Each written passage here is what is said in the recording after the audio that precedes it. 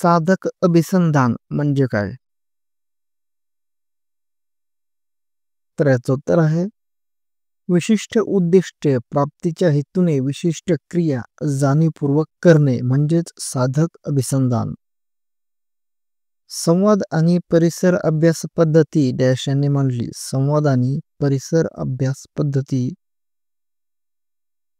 Paulo clearly यांनी मांडली. Dash यांनी बहुघटक उपपत्ती मांडली. थॉर्नडाईक यांनी बहुघटक उपपत्ती मांडली आहे. पुढचा प्रश्न, गुंतागुंतीच्या परिस्थितीतून लवकर मार्ग काढण्यासाठी कोणती अध्ययन पद्धती उपयुक्त ठरते? गुंतागुंतीच्या परिस्थितीतून लवकर मार्ग काढण्यासाठी कोणती अध्ययन पद्धती उपयुक्त ठरते? मर्मदृष्टी. अध्ययनाच्या अनुभवपुंज सिद्धांताचा पुरस्कार कोणी केला? हर्बर्ट यांनी. डॅश वाचन केल्यास विषयाचे आकलन घडून येते. अर्थपूर्ण वाचन केल्यास विषयाचे आकलन घडून येते. भाषा शिक्षणाची सुरुवात प्रथमतः कुठे होते? कौटुंबिक वातावरणात. राहुल सायकल चालवायला शिकतो हे कोणत्या अध्ययनाचे उदाहरण आहे? प्रयत्न प्रमाद. शिक्षण ही त्रिध्रुवी प्रक्रिया असल्याचे डॅश यांनी म्हटले.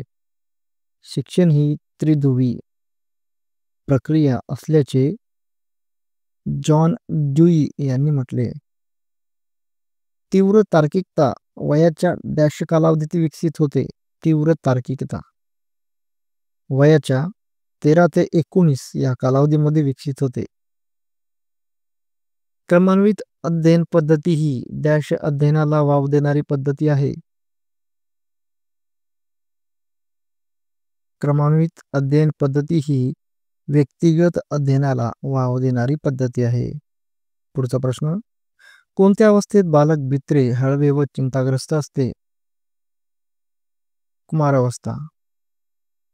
बुद्धिमत्तेची बहुआयामी उपपत्ती डॅश यांनी मांडली.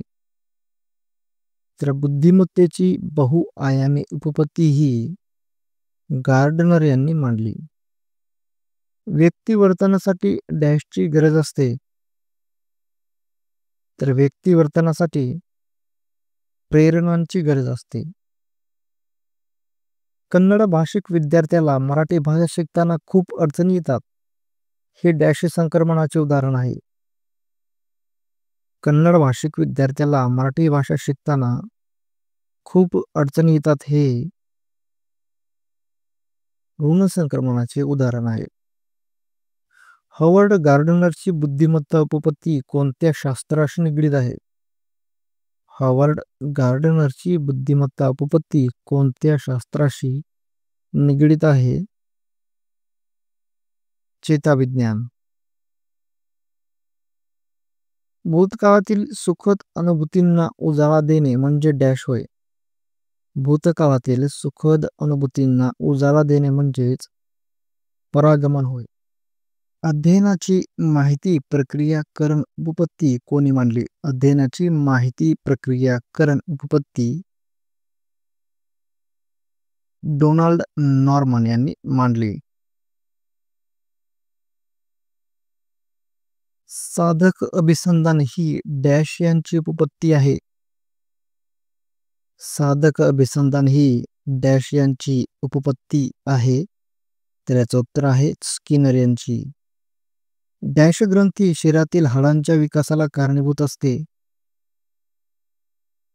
मस्तिष्क ग्रंथी. पुढचा प्रश्न, पेयजनच्या प्रतिनियोजन प्रक्रियेत कोणत्या दोन परस्पर पूरक क्रिया घडून येतात? पेयजनच्या प्रतिनियोजन प्रक्रियेत कोणत्या दोन परस्पर पूरक क्रिया घडून येतात? तर याचं उत्तर आहे सात्मीकरण व समावेशन. स्वप्रयत्नाने केलेले अध्ययन म्हणजे डॅश होय. तर स्वप्रयत्नाने केलेले अध्ययन म्हणजेच स्वयं अध्ययन.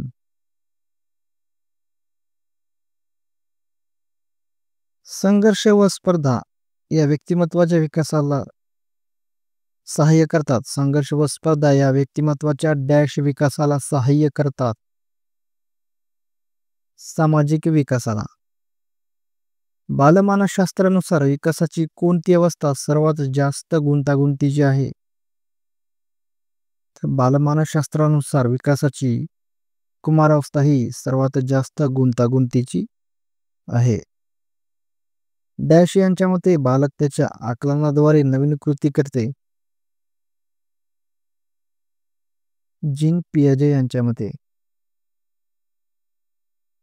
सुप्तावस्थेत असलेल्या दैवी पूर्णत्वाचे प्रकटीकरण म्हणजे शिक्षण. सुप्तावस्थेत असलेल्या दैवी पूर्णत्वाचे प्रकटीकरण म्हणजे शिक्षण. ही शिक्षणाची व्याख्या कोणी केली? स्वामी विवेकानंद यांनी. पुढचा प्रश्न, वारंवार पुनरावृत्तीतून आपोआप घडणारे वर्तन म्हणजे डॅश होय? सवय होय. अमूर्त व तर्कशुद्ध विचार डॅश अवस्थेत चांगल्या प्रकारे जमतो? अमूर्त व तर्कशुद्ध विचार उत्तर कुमारावस्थेत चांगल्या प्रकारे जमतो. कोणत्या अवस्थेत पौगंडावस्थेचा कालावधी येतो? कुमारावस्था.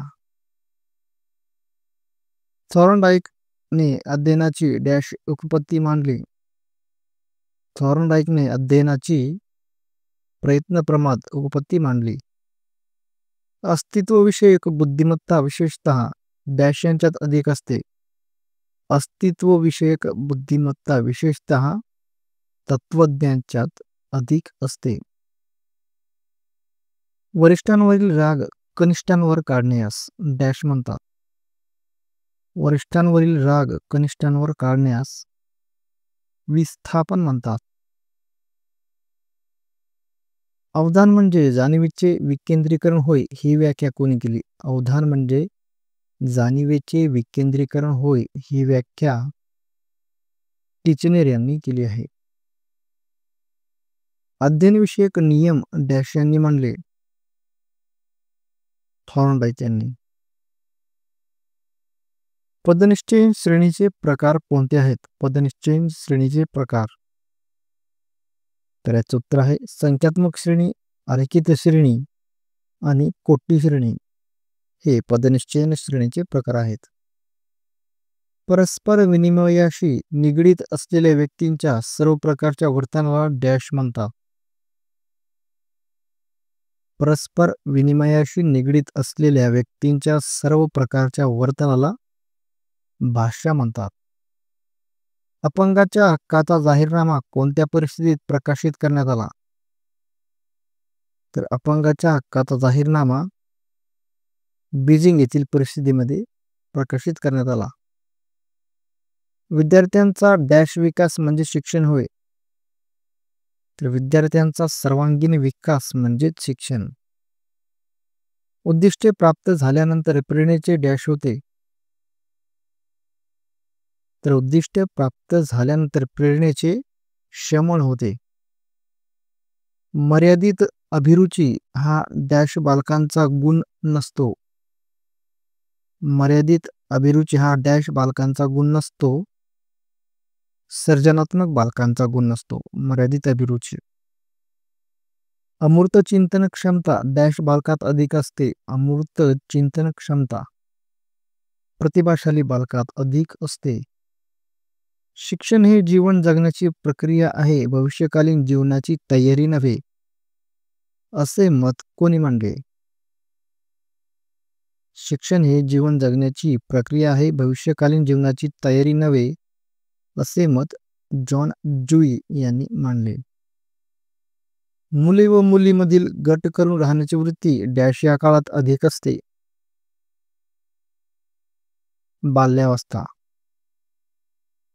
उद्दिष्ट प्राप्तीसाठी केल्या जाणाऱ्या कृतीला डॅश वर्तन म्हणतात? उद्दिष्ट प्राप्तीसाठी केल्या जाणाऱ्या कृतीला साधक वर्तन म्हणतात. बंडखोर वृत्ती व आक्रमकता डॅश अवस्थेत दिसते? तर बंडखोर वृत्ती व आक्रमकता ही कुमारावस्थेत दिसते. कोणत्या अवस्थेत बालक लहरी बनते? लहरी. पौगंडावस्थेत. पुढचा प्रश्न. माहितीचे चित्र संयोजन अवकाश क्षमतेद्वारे समस्या सोडविणे हे मेंदूच्या डॅश भागाशी संबंधित असते. तर हे मेंदूच्या उजव्या भागाशी संबंधित असते. व्यक्तीचे व्यक्तिमत्व डॅश असावे? तर व्यक्तीचे व्यक्तिमत्व हे सुसंघटित असावे. पॅव्लोवने अध्ययनाची डॅश उपपत्ती मांडली? तर पॅव्लोवने अध्ययनाची अभिजात अभिसंधान ही उपपत्ती मांडली.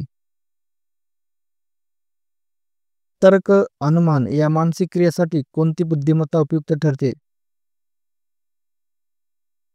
तर्क अनुमान या मानसिक क्रियेसाठी अमूर्त बुद्धिमत्ता उपयुक्त ठरते.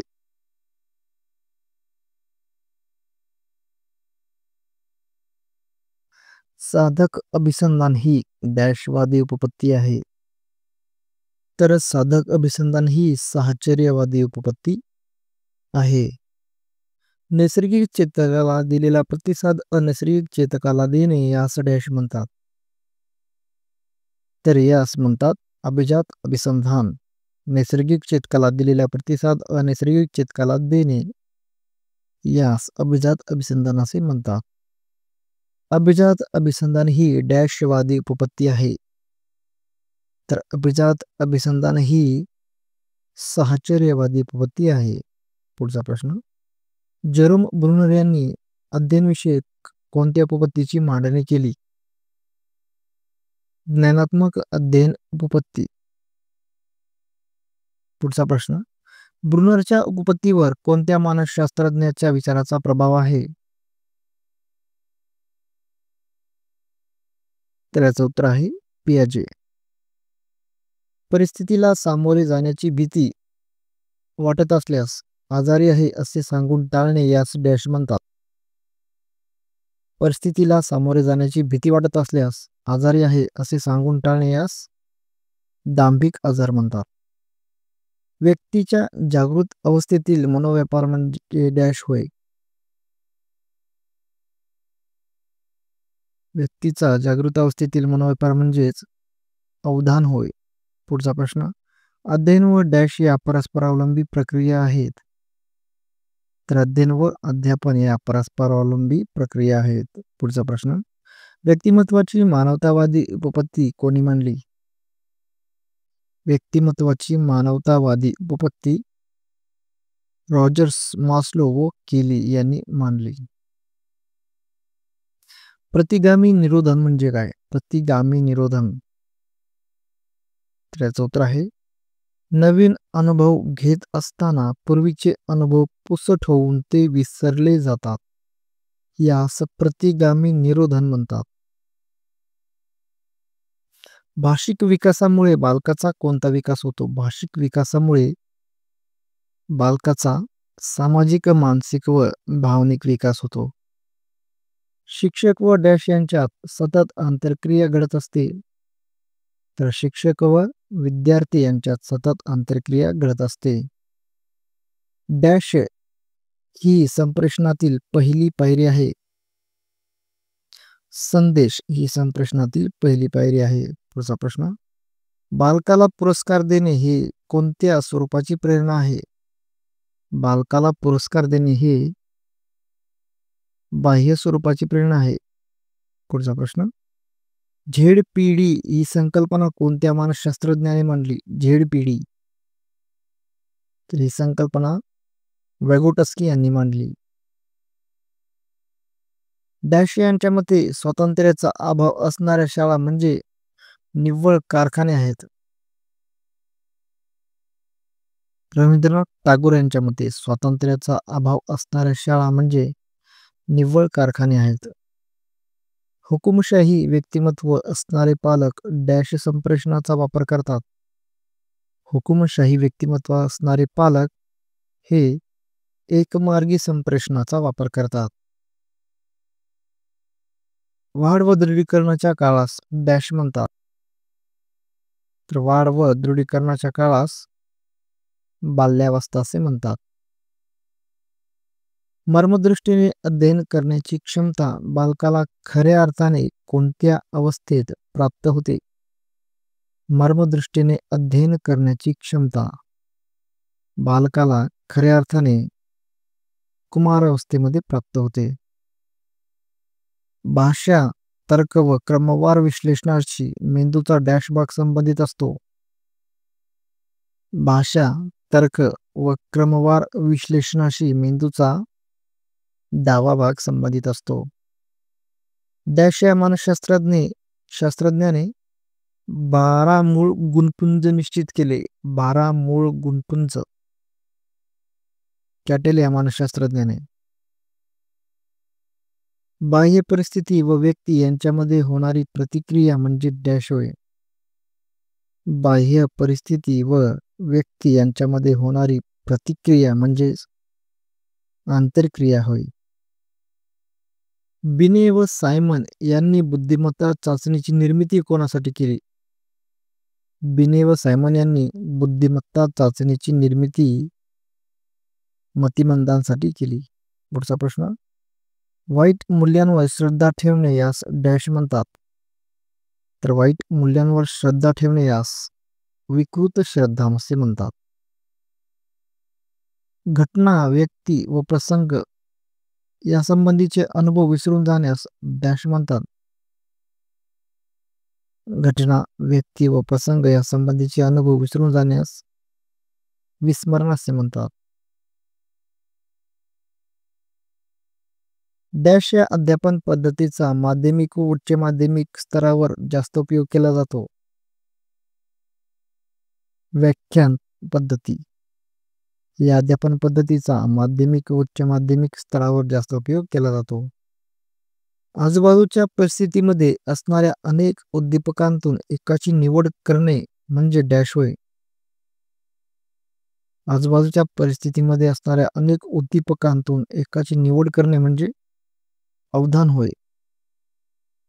व्यक्तिमत्व हे सत्ता, लालसा किंवा वर्चस्व गाजवणे यामुळे प्रेरित असते असे कोणी म्हटले? व्यक्तिमत्व हे सत्ता, लालसा किंवा वर्चस्व गाजवणे यामुळे प्रेरित असते असे आयसेंक यांनी म्हटले आहे. डॅश यांच्या मते अचूक स्मरणासाठी वारंवार पुनराध्ययन करावे. एबिंगहॉस यांच्या मते अचूक स्मरणासाठी वारंवार पुनराध्ययन करावे. डॅश पद्धती हा व्याख्यानाचा एक भाग आहे. कथन पद्धती. आवाजाच्या माध्यमातून आशय व्यक्त करणे म्हणजे डॅश अभाषिक संप्रेषण होय. आवाजाच्या माध्यमातून आशय व्यक्त करणे म्हणजे श्राव्य अभाषिक संप्रेषण होय. बालकाच्या बौद्धिक विकासावर सर्वाधिक प्रभाव कोणत्या वातावरणाचा पडतो? बालकाच्या बौद्धिक विकासावर सर्वाधिक प्रभाव कुटुंबातील वातावरणाचा पडतो. डॅश यांच्या मते शाळा ही सामाजिक संस्था आहे. जॉन ड्यूई यांच्या मते शाळा ही सामाजिक संस्था आहे. कोणत्या अवस्थेत बालक भावनांचे दमन अधिक प्रमाणात करते? कुमारावस्थेत. समूह संपर्क साधने ही डॅश शिक्षण संस्थांची साधने आहेत. तर ही अनौपचारिक शिक्षण संस्थांची साधने आहेत. पुढचा प्रश्न. डॅश अवस्था म्हणजे पुनर्जन्म अवस्था होय. कुमारावस्था म्हणजेच पुनर्जन्म अवस्था होय. पुढचा प्रश्न. बुद्धिमत्तेचा स्फटिकमय सिद्धांत डॅश यांनी मांडला. बुद्धिमत्तेचा स्फटिकमय सिद्धांत स्टेनबर्ग यांनी मांडला. पुढचा प्रश्न. अंतर्मुखी व बहिर्मुखी हे दोन गट डॅश यांनी सुचविले. तर अंतर्मुखी व बहिर्मुखी हे दोन गट कार्ल युंग यांनी सुचविले. डॅश हा शिक्षक विद्यार्थ्यांना जोडणारा दुवा आहे. डॅश हा शिक्षक व विद्यार्थ्यांना जोडणारा दुवा आहे. तर याचं उत्तर आहे पाठ्यपुस्तक हा शिक्षक व विद्यार्थ्यांना जोडणारा दुवा आहे. डॅश प्रतिमान म्हणजे एक प्रकारचे नियोजन आहे. अध्यापन प्रतिमान म्हणजे एक प्रकारचे नियोजन आहे. अमूर्त चिंतनाच्या क्षमतेस बुद्धिमत्ता असे कोणी संबोधले? अमूर्त चिंतनाच्या क्षमतेस बुद्धिमत्ता असे बिने यांनी म्हटले आहे. अपयशी झाल्यास स्वतःला कठोर शिक्षा देणे यास डॅश म्हणतात. अपयशी झाल्यास स्वतःला कठोर शिक्षा देणे यास आत्मताडण म्हणतात. इच्छा असो किंवा नसो एखाद्या गोष्टीकडे लक्ष जाणे म्हणजे डॅश होय. अनैच्छिक अवधान. इच्छा असो किंवा नसो एखाद्या गोष्टीकडे लक्ष जाणे या म्हणजेच अनैच्छिक अवधान होय. डाल्टन योजना प्रकल्प पद्धती ही डॅश अंतरक्रिया आकृतिबंधाची उदाहरणे आहेत. तर डाल्टन योजना प्रकल्प पद्धती ही विद्यार्थी प्रधान आंतरक्रिया आकृतिबंधाची उदाहरणे आहेत. व्यक्तिमत्वाच्या अबोधमनाचा शोध घेण्यासाठी फ्रॉइड यांनी कोणत्या पद्धतीचा वापर केला? व्यक्तिमत्वाच्या अबोधमनाचा शोध घेण्यासाठी फ्रॉइड यांनी कोणत्या पद्धतीचा वापर केला? तर याचं उत्तर आहे मुक्त साहचर्य. वाचलेली किंवा पाहिलेली वस्तू, घटना, व्यक्ती ओळखणे म्हणजे डॅश होय. म्हणजेच प्रत्याभिज्ञान होय.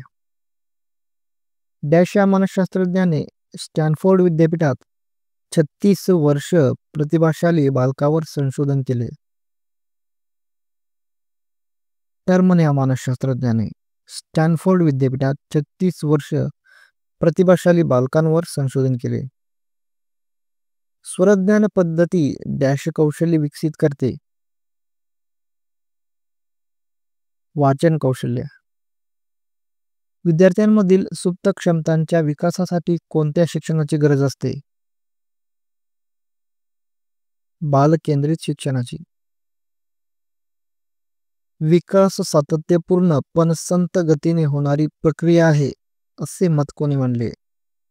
विकास हे सातत्यपूर्ण पण संत गतीने होणारी प्रक्रिया आहे असे मत B.F. स्किनर यांनी मांडले.